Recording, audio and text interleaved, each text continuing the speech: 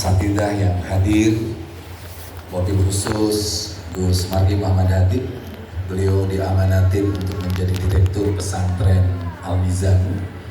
Karena kebetulan Al-Mizan itu pertama Al-Mizan Jatiwangi, ada Gus Hadi, ada Al-Mizan Wanajaya, Ustadz Maulana, ada Al-Mizan Subang, Dr. Kiai Haji Dedi. Beliau adalah lulusan IIKI, Tahfidz Quran. Lalu ada Al-Mizan Cimalaka, Ustadz Deni, dan ada Al-Mizan Ciledug, Kiai Haji siapa namanya? Adik saya Hariri. Nah, tentu saya merasa sangat bahagia karena bertemu dengan forum para kiai, ashabul ma'ahid wal majalis di kesempatan yang sangat-sangat penting ini. Karena kita tahu bahwa ketidakadilan anggaran, bahasanya begitu, itu masih sangat terasa untuk pesantren. Jadi kalau kita hari ini bicara anggaran pendidikan yang diamanatkan konstitusi, konstitusinya itu ada di Undang-Undang Dasar 45, mencerdaskan kehidupan bangsa. Jadi pola pikir kita harus dipikirkan dulu bahwa di atas itu harus ada konstitusi. Nah, konstitusi itu yang nanti akan melahirkan regulasi. Undang-undangnya apa? Tapi undang-undang itu yang akan melahirkan budget. Anggarannya berapa? Tetapi tidak mungkin ada undang-undang atau regulasi kecuali ada yang memperjuangkannya lewat DPR RI. Jadi kalau kita hari ini berharap dapat anggaran, sementara tidak ada nomenklatur atau regulasi, sampai kapanpun kita tidak akan mendapatkan anggaran itu. Anggaran kita secara keseluruhan itu 20% dari APBN. Jadi 20% dari APBN kita itu sekitar 742 triliun. Itu uang yang sangat besar. 1 triliun itu 1000 miliar. Jadi kalau kita punya uang 1 triliun, kita bisa membuat jalan raya di depan itu 123 kilo. Kalau kita punya uang 1 triliun, dengan asumsi perumahan yang disubsidi oleh pemerintah itu 50 juta, maka dikalikan aja 1000 miliar dibagi 50 juta, berapa rumah yang bisa dibikin? Nah, pertanyaannya, kok nggak nyampe ke pesantren? Jawabnya sederhana, karena tidak ada undang-undang pesantrennya dulu. Jadi nomenklatur pesantren itu tidak ada. Yang ada lembaga pendidikan keagamaan. Sedangkan kita menyebutnya pasti pesantren. Nah, karena ketiadaan anggaran itulah, karena ketiadaan nomenklatur itulah, anggaran tidak turun. Makanya kita berjuang di Fraksi Kebangkitan Bangsa, kebetulan saya wakil ketua fraksi. Akhirnya muncullah Undang-Undang Nomor 19 Tahun 2021 itu. Muncullah namanya Undang-Undang Pesantren. Tetapi tidak selesai karena Undang-Undang Pesantren itu, undang-undang itu punya yang namanya PP, Perpres, Peraturan Presiden. Dalam sejarah, presiden yang mau untuk membela pesantren itu hanya Gus Dur. Soekarno itu Muhammadiyah, dan di mata Soekarno pesantren itu ya harus punya sekolah, harus punya rumah sakit.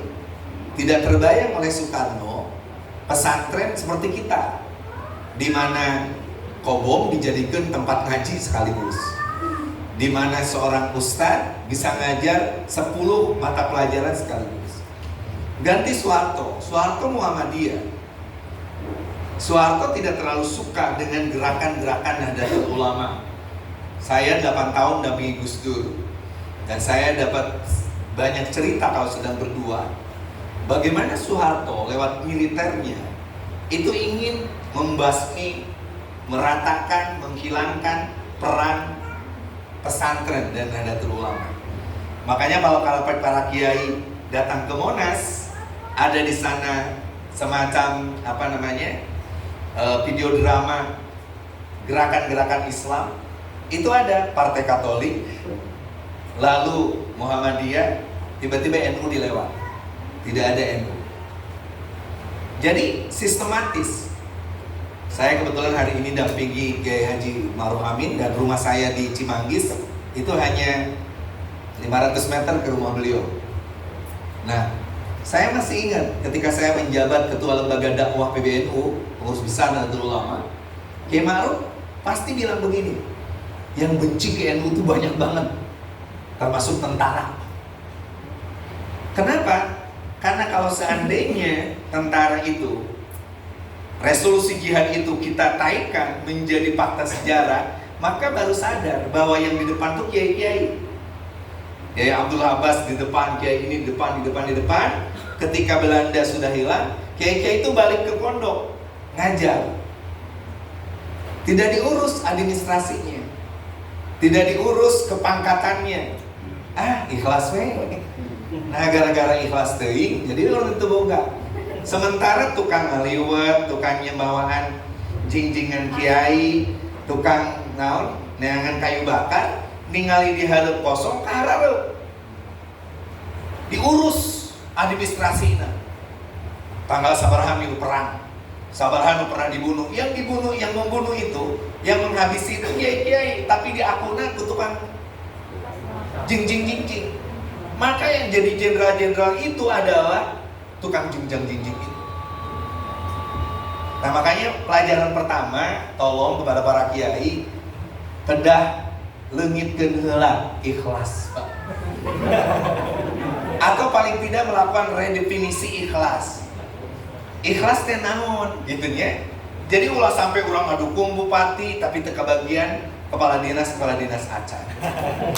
Ngadukung gubernur, sugan pernah Emil gitu ya.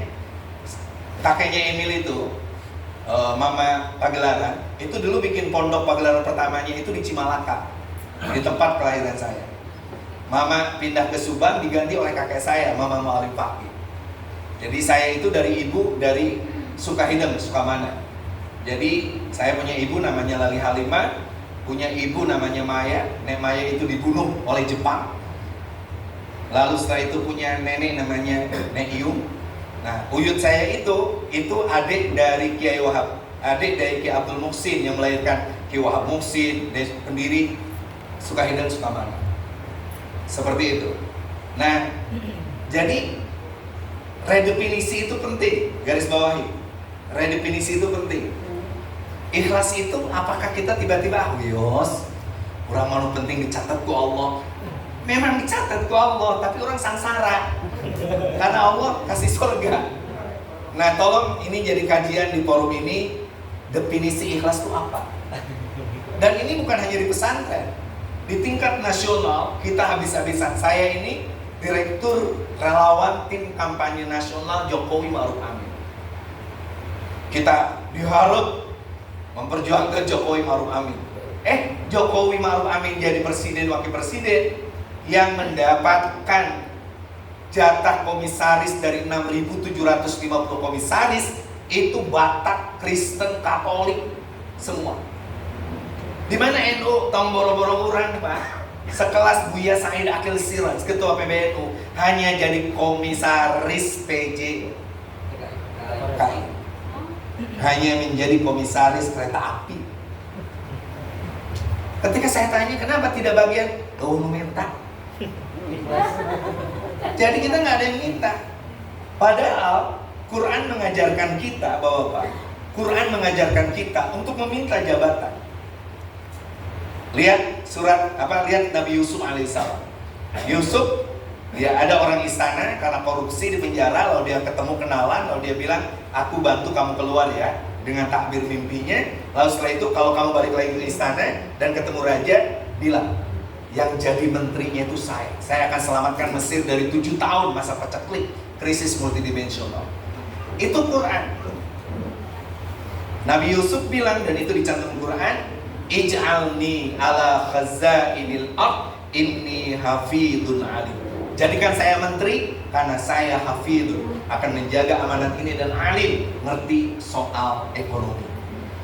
Nah, kita enggak. Saya belum pernah lihat bapak-bapak yang jadi dai-dai yang itu kurta kartu nama di depannya, misalnya Gus Hadi, ahli sejarah, Kiai, ada sahabat saya Kiai Roni, ahli Quran. Yang ada Haji Anu, itu karena jadi balik menerima sewaan papayon yang sosis. Kata Pak Ustaz Muhammad Rahman. Nah, jadi ini poin pertama yang perlu didiskusikan oleh kita. Nah, singkat cerita, kata Kiai Ma'ruf, kita ini sebenarnya tidak diinginkan oleh banyak pihak di Indonesia. Ada kelompok nasionalis yang hari ini menjelma menjadi partai-partai nasionalis, PDIP, Golkar, Gerindra dan lain sebagainya. Tiba heula oge PKB, NU mah nek jadi PKB atau baheula partai NU, memang cuma 10% menangnya.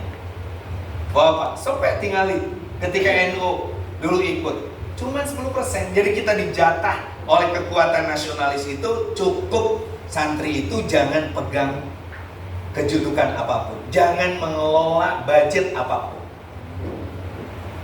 Kiai Ma'ruf Amin jadi wapres, itu wakil kita NU, itu Rois Am NU, jadi wapres itu bisa kemana-mana. Ada acara di Bali internasional, Kiai Ma'ruf dilarang komen, boro-boro harus bisa datang ke Bali, disekap. Dan itu kata Kiai Ma'rufnya, demi Allah, kata Kiai Ma'ruf, Jokowi itu jahat. Jangan tebak, tapi jadi wapres pan enak. Ya tapi nggak bisa ngomong, saya nggak bisa ngomong, dilarang ngomong. Gus Dur jadi presiden, digoyang, membuat isu yang tidak ada. Gus Dur dituduh korupsi dengan Brunei Gate-nya, dan Gus Dur tidak pernah melakukan itu. Kata Gus Dur, saya tidak pernah salah, tapi saya kalah secara politik. Seperti itu. Saya tanya, Pak, Bapak ketika disuruh mundur dari istana, kalau dari istana kok nggak mau keluar? Emang kekuasaan itu seenak itu? Kata Gus Dur, saya itu jadi presiden aja nggak niat. Di samping nggak niat, nggak modal. Modal saya cuma dengkul. Itu pun dengkulnya Amin Rais. Saya tanya, Pak, kalau Amin Rais bisa jadi presiden nggak? Catat ya, Kang Maman. Sampai kiamat, Amin Rais tidak mungkin jadi presiden. Kata Gus Dur. Saya bilang, kenapa Pak? Iyalah, presiden itu kan harus A+, dia Amin.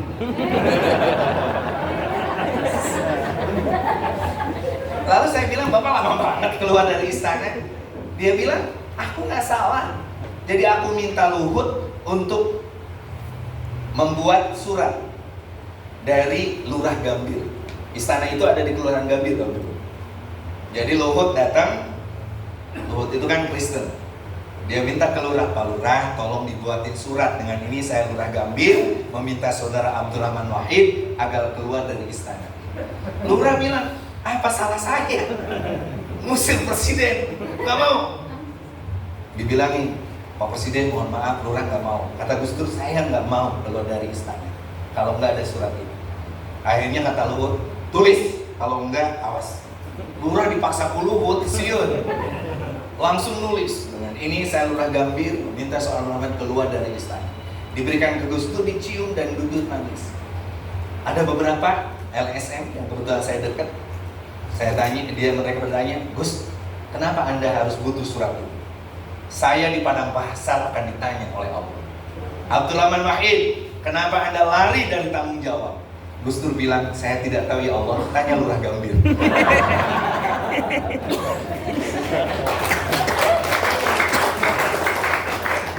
Karena Gus Dur itu ngajarnya Asbahwan Nadoir waktu di mana? Waktu di Jombang itu. Asbahwan Nadoir, jadi ya tahu persis tuh usul fikih. Nah, jadi kita sebenarnya dikelilingi oleh orang-orang yang pura-pura. Mohon maaf, pura-pura. Ada kelompok-kelompok liberal misalnya, yang hari ini nyinyir tuh. Kenapa sih pesantren nggak mau dikritik? Kenapa sih pesantren dan sebagainya?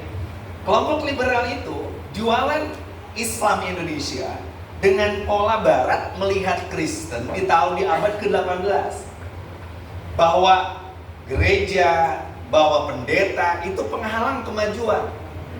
Dia nggak lihat pesantren. Sayyidina Ahmad, lalu juga siapa? Saukani dan lain sebagainya, nulis jelek-jelekin. Sampai dia bilang bubarkan saja pesantren. Jangan percaya ke pesantren. Udah gitu ditambah kelompok-kelompok transnasional. Ingat, kelompok transnasional itu orang yang punya ideologi tidak pada memaku kepada apa yang disebut dengan kecintaan kita kepada tanah air. Kita sudah meyakini seperti yang dikatakan Buya Said Aqil Siraj, bahwa sungguhnya man laisa lahu ard laisa lahu tarikh wa man laisa lahu tarikh laisa lahu laisa lahu tadhkirah. Barang siapa yang tidak punya tanah air, maka dia tidak punya sejarah. Kalau tidak punya sejarah, maka kita tidak akan diakui. Contoh suku Kurdi. Kalau orang Toriko pasti ngaji salah satu kitab yang dikarang oleh Imam Al-Qurdi atau Salahuddin Al-Ayyubi Al-Qurdi. Suku Kurdi itu 70 juta, tapi tidak punya art, tidak punya wawasan, tidak punya kawasan, tidak punya tanah air. Dia diusir di Irak, dia dimusuhi di Turki, dia menjadi oposisi di Iran. Dia hari ini mencari celah agar bisa mengembangkan dakwahnya, tidak bisa. Maka ketika NU mendirikan Republik Indonesia, tanah air ini sebagai harga mati, ada kelompok yang tidak pernah ngesang, tidak pernah getih-getihan. Makanya kenapa saya ngotot banget Bapak ingin menghancurkan Trans 7 itu. Karena itu adalah corongnya kelompok Wahabi untuk lalu menghilangkan peran sejarah, menghilangkan pesantren, menghilangkan para dai, dan mereka yang akan menguasainya. 170 triliun uang BPKH dikuasai mereka. Bapak, las milik mereka hari ini, mereka kuasai BUMN, maka kita minta Prabowo bubarkan BUMN. Hari ini mulai BUMN dibubarkan dengan cara turun grade. Asalnya kementerian, hari ini hanya menjadi pelaksana. Karena mereka masuk di sana dengan, mohon maaf, ini poin kedua saya. Kita introspeksi ke dalam juga. Mereka bekerja dengan sistematis, dengan profesional, dan betul-betul modern. Kita berjuang tidak pernah sistematis. Nuyo beleduk, nuyo sare, nuyo ngagogoreng. Ketika perang bingung. Maka sistem kita nggak sistematis. Yang kedua, kita tidak profesional. Tidak profesional. So, bayangkan, saya sering mendapatkan proposal dari pesantren-pesantren. Saya tanya, mana legalitas formalnya? Yayasan atau saya? Aku kudu yayasan atau ikhlas abdi mah. Ini soal duit negara. Bikin legalitas formal. Siapa yang pesantrennya belum, kita fasilitasin, itu sadi fasilitasi. Yang kedua saya tanya, punten eta dupi tanah nu bade dibangun gedung ti pemerintah teh terus aya wakafna. Moal diwakafkeun besok merebut wae. Diambil kita kemudirna. Wah, Bapak, nggak bisa. Harus diwakafkan. Nah, yang ketiga baru proposalnya. Wahabi kalau bikin proposal Bapak, itu cukup 3 lembar. Bikin apa, harga berapa, mana rekeningnya, lalu apa yayasannya. Setelah itu mereka jelas di bawahnya nomor telepon saya. Diurang 50 halaman. 5 halaman pertama ayat Quran dan hadis Nabi tentang keutamaan sedekah. Yang ketiga baru kejelas legalitas formal. Wakaf teh aya. Ditengen teh nomor VIC-na. Ketika mau ditelepon, itu nomor telepon mana?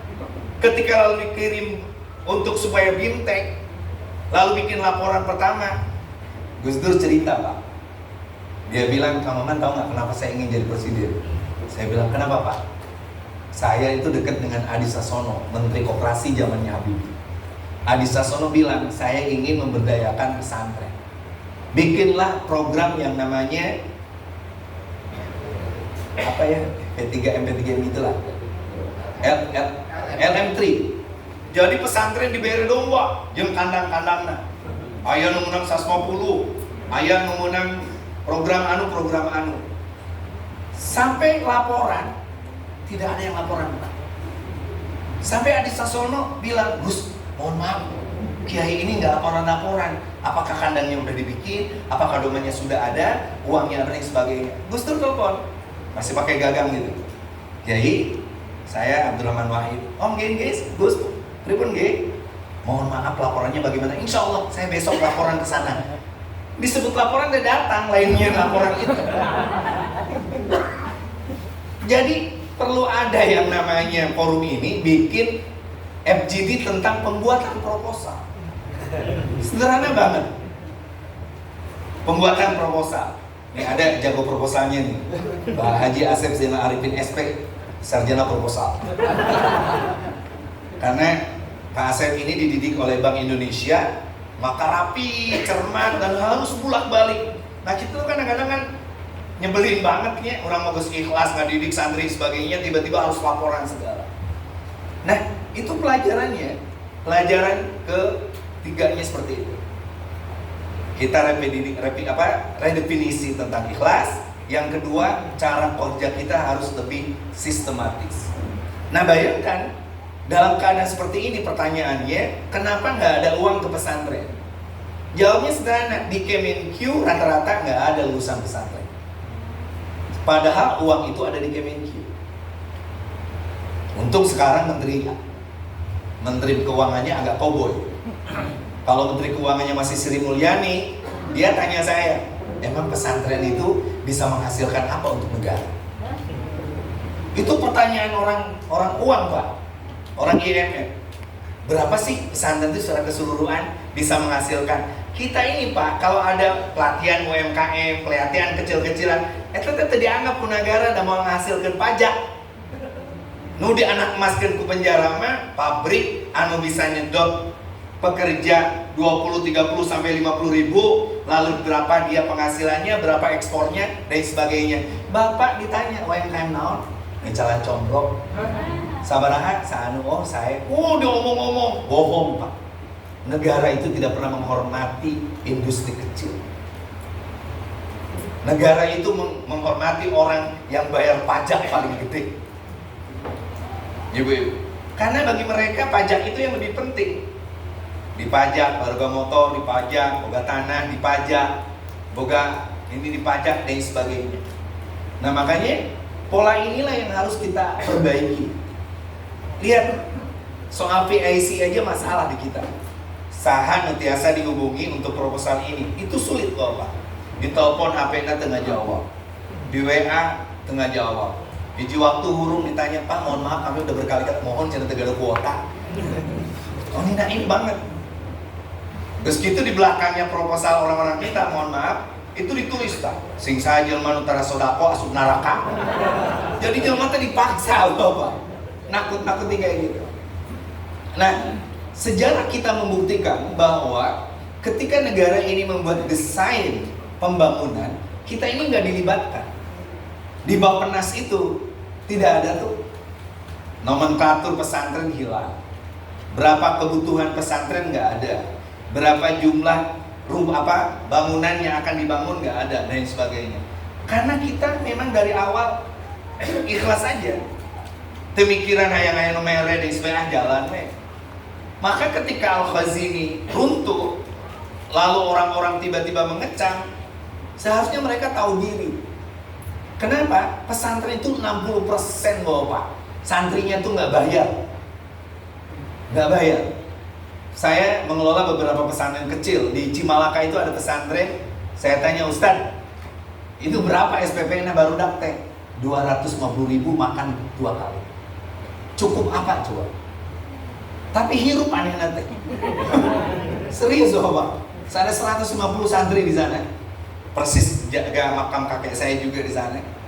250.000. Ada ustadz-ustadzah di daerah di daerah atas itu Lemasuki. Saya bilang ustadzah berapa gajinya ini? 210.000 juga. Amaman. Ya tage kuyen, yen aya duitna digaji gitu. Kuyen. Nah makanya sekali-kali kita harus diskusi apa yang disebut dengan fikih anggaran. Bagaimana sirkulasi anggaran? Apa yang bisa kita kelola? Dulu kita punya bupati namanya Hadi Sutrisno.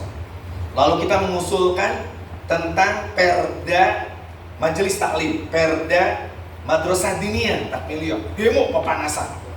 Maka dengan gagah Sutrisno bilang, selama saya menjabat bupati, tidak akan pernah ada perda tentang undang-undang madrasah diniyah.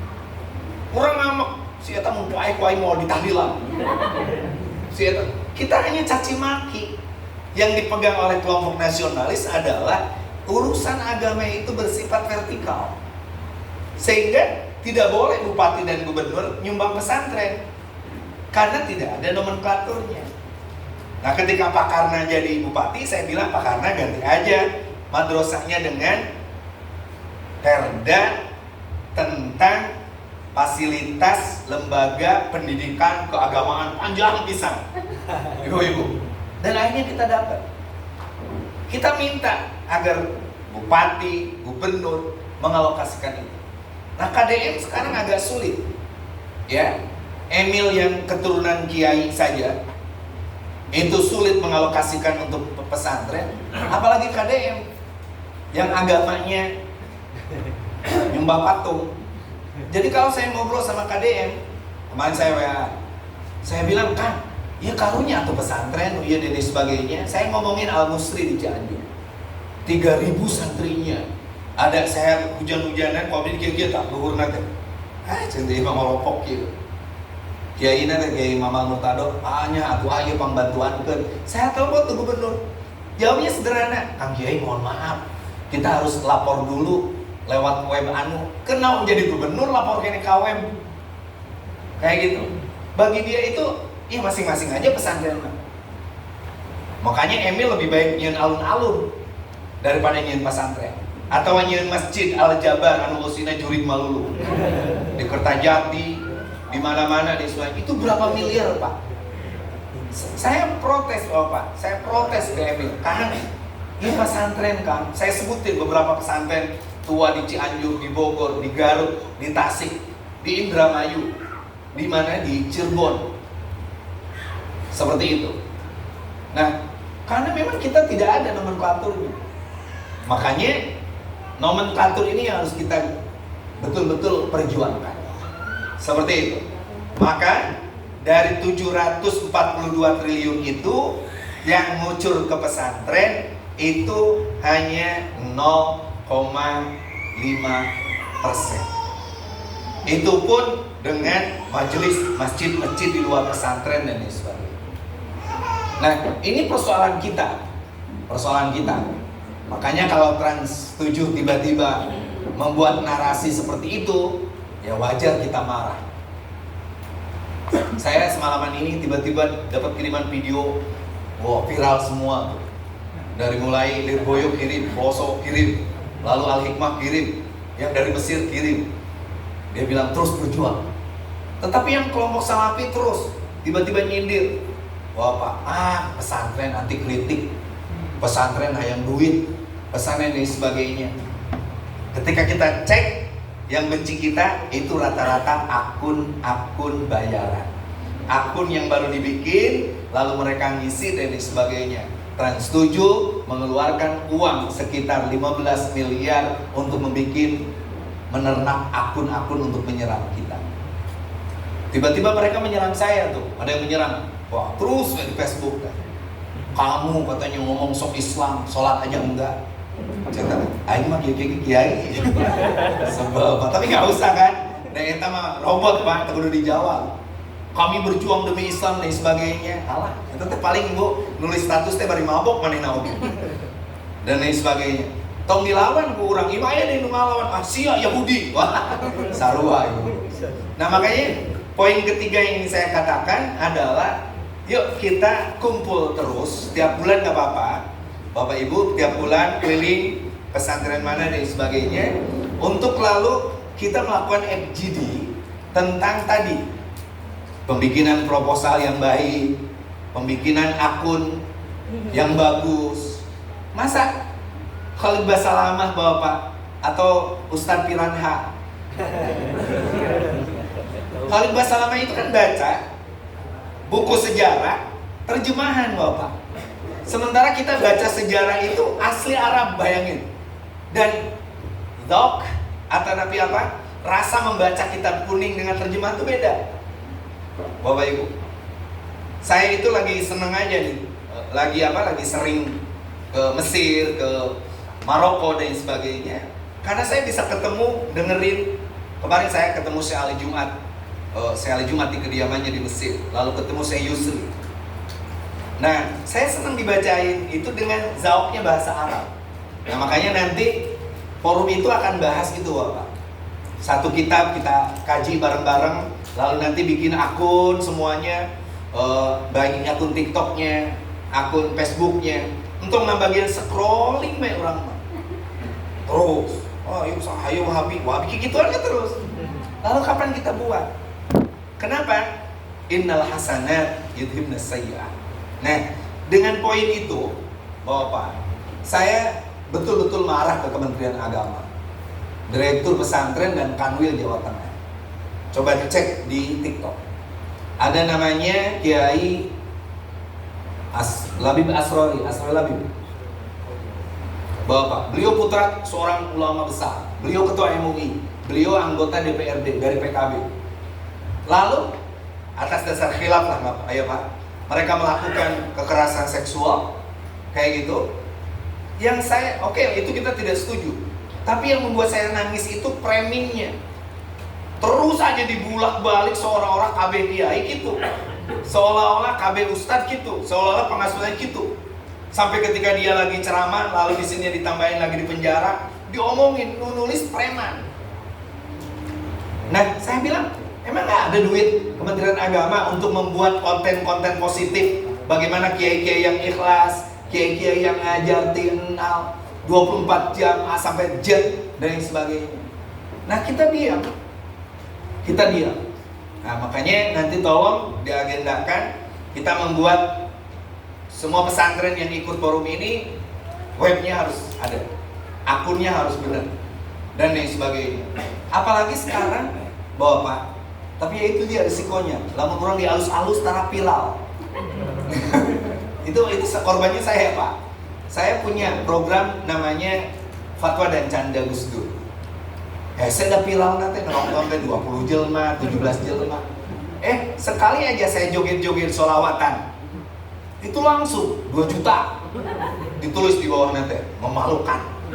Kiai joget-joget. Nah, kecuali yang kemarin itu saya agak gembira, viral tapi on the track. On the track. Semua kiai sepuh itu sampai kirim, Pak, ke saya, Pak. Kiai Solah Al-Hikmah 2 langsung kirim. Dia bilang, saya sudah kirimkan semua alumni Al-Hikmah. Keren. Lalu Himasa Pusat Lirboyo. Baru nih kali ini saya viral membahagiakan. Karena biasanya viral tidak membahagiakan, Pak. Dicaci, dimaki, dan lain sebagainya. Sampai hari ini lihat viralnya saya di mana? Di Metro TV dengan framing, ngerikan framingnya. Framingnya itu Kiai Haji Maman Imanul Paki menyamakan semua agama. Itu bahasa itu nggak ada, Bapak. Nggak ada bahasa itu. Itu namanya framing. Yang ada, saya hanya mengatakan bahwa Allah itu menilai orang dengan nilai-nilai kesolehannya. Seperti itu. Nah, tiba-tiba si host nanya, apakah semua agama pun seperti itu? Ya, dengan masing-masing agamanya. Tapi karena di framing, gagallah saya jadi menteri agama. Serius. Gara-gara framing itu, gagallah saya jadi wakil gubernur. Padahal Emil sudah minta saya, Kang Maman, saya akan ngambil Kang Maman. Dan saya menang ketika ada panelis Fit and Proper Test di Jawa Barat, saya bisa mengalahkan UU. UU itu nilainya hanya 3,2. Saya 8,7. Kenapa? Karena UU istrinya 3. Nggak bisa bahasa Inggris, lalu nggak paham cara upload dan sebagainya. Di bawah saya itu Saan Mustafa, baru Daniel. Tapi yang jadi wakil gubernur justru kamu, gara-gara saya di framing soal Metro TV itu. Kayak gitu. Ya itulah hati-hatinya bermedia sosial. Tapi kita harus bikin, Oke? Jadi 3 poin itu yang ingin saya katakan. Pertama, melakukan redefinisi tentang istilah-istilah kita. Sampai sejauh mana sih keikhlasan itu? Sampai sejauh mana sih juhud itu? Bagaimana cara menjelaskan kiai-kiai yang memiliki dianggap kaya raya dan lain sebagainya. Tidak dibandingkan juga kiai-kiai bahwa kekayaannya itu dipakai untuk umat dan lain sebagainya. Ada juga memang kiai yang kaya raya dan tidak ngurusin umat, seperti Ustaz Somet dan kawan-kawan. Itu memang sengaja kayak gitu. Nah kalau kita kan nggak tahu apa, ini yang guys bawain. Tolong diinventarisir dulu apa yang mau kita diskusikan. Sampai sejauh mana hari ini kita terus menerus dikalahkan oleh istilah itu. Makanya ada lagu yang lagi terkenal sekarang. Membungkuk kepada pacar adalah romantis, membungkuk kepada kiai adalah feodalis. Memberikan bunga kepada kekasih adalah cinta, memberikan amplop adalah nista. Kan gila banget kayak gitu ya.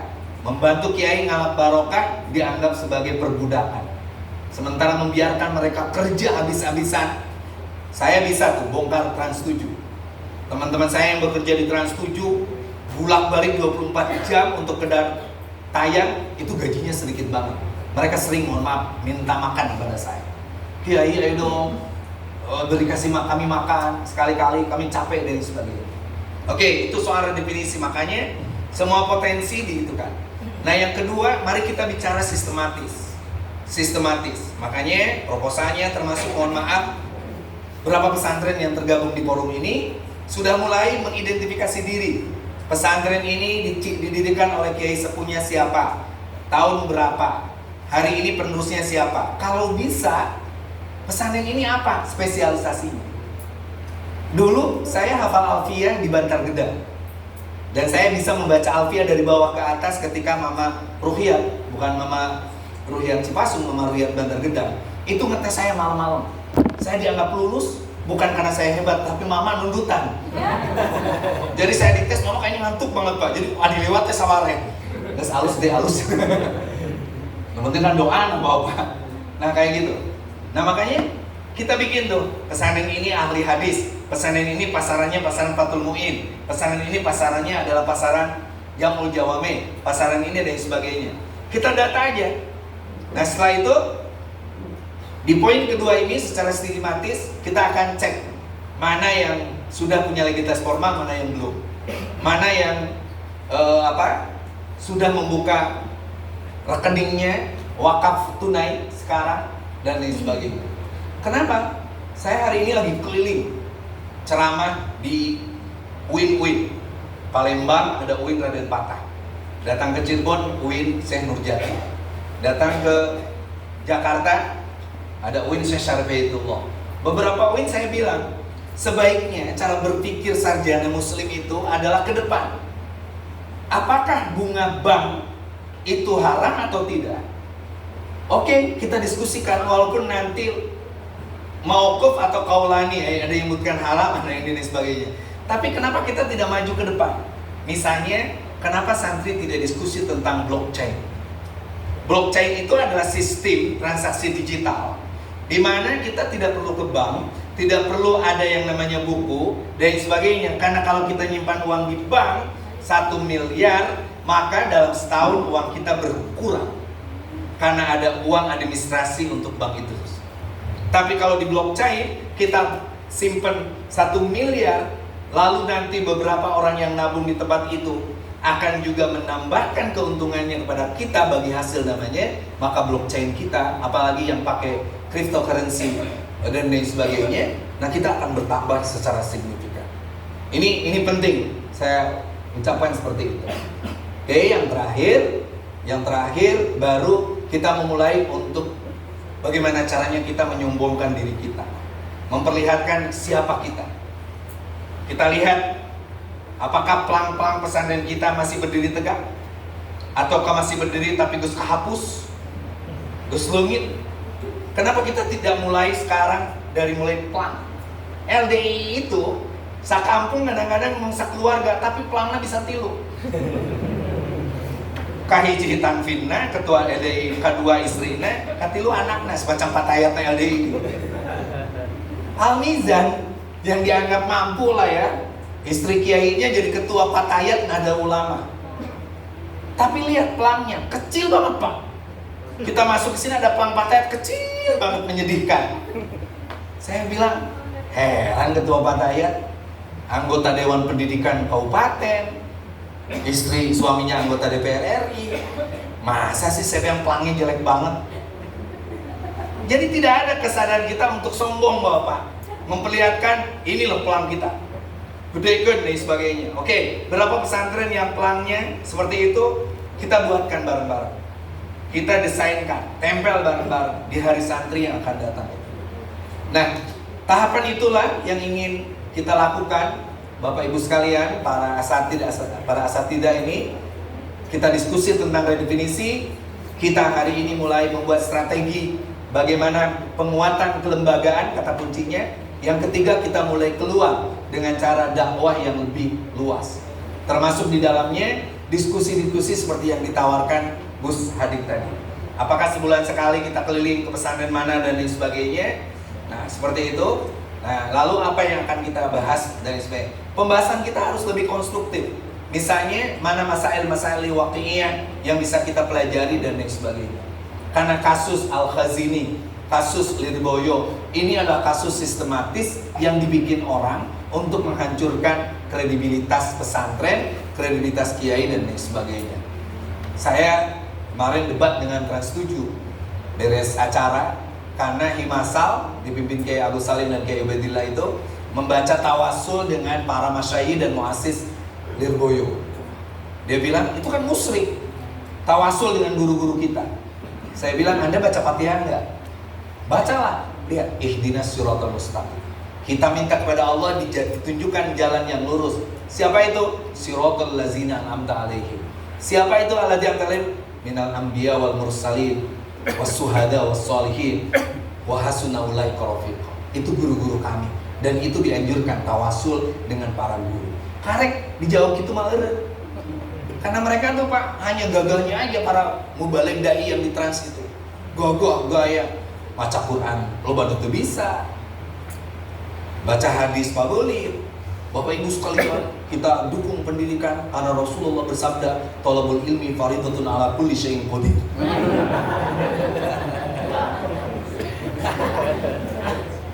Nah, makanya 3 tahapan itu akan menjadi program kita, dan ini adalah momentum penting kita di hari santri. Terima kasih. Allahumma waffiq wa barik. Assalamualaikum warahmatullahi wabarakatuh. Bapak Ibu, kita akan langsung program ASMAS, aspirasi masyarakat.